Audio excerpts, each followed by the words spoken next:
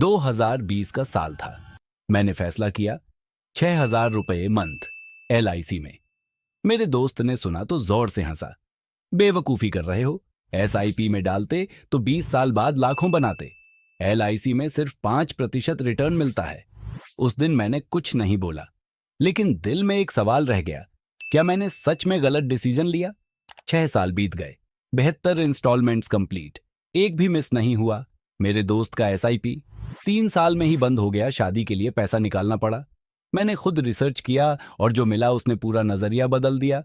LIC का अपना official IRDAI data 5 साल बाद सिर्फ 46.88% पॉलिसीज ही एक्टिव रहती हैं।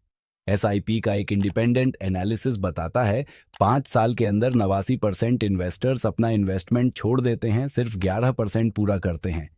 रिपोर्ट्स के हिसाब से LIC पॉलिसीज को लोग SIP के मुकाबले काफी ज्यादा कंटिन्यू करते हैं।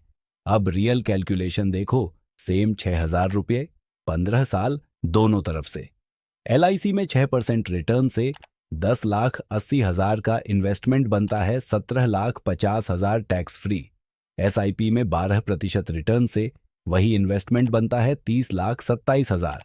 Long term capital gains tax 12.5%, 1,25,000 से ऊपर माइनस करने के बाद हाथ में आता है 28 लाख। टैक्स के बाद भी SIP LIC से 10.5 लाख ज्यादा देता है अगर पूरा 15 साल टिके रहो। लेकिन एक चीज ये कैलकुलेशन छुपा देता है, LIC सिर्फ इन्वेस्टमेंट नहीं, इंश्योरेंस भी है।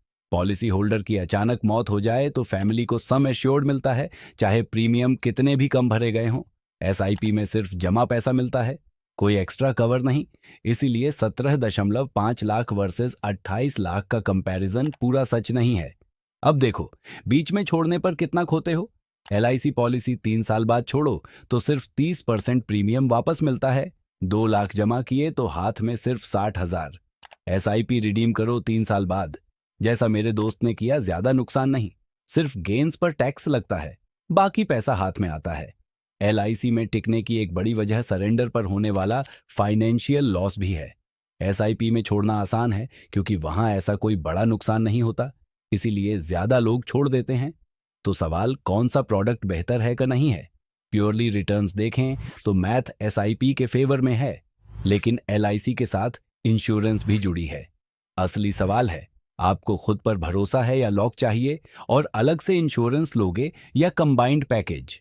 डिसिप्लिन्ड हो और टर्म प्लान ले सकते हो तो SIP प्लस टर्म बेटर है। खुद पर भरोसा नहीं तो LIC का लॉक इन पेनल्टी से ही सही, बचा भी लेता है और कवर भी देता है। मेरा दोस्त गलत नहीं था कि SIP बेहतर रिटर्न दे सकता है। उसकी गलती सिर्फ इतनी थी, उसने ऐसी जगह पैसा डाला जहां छोड़ना आसान था, और उसने छोड़ दिया। अगली वीडियो में बात करेंगे, अगर आपने ऑलरेडी LIC पॉलिसी ले रखी है और लग रहा है गलती हो गई, तो सरेंडर करना सही है या पेड अप करना बेहतर। वीडियो पसंद आया तो लाइक जरूर करना।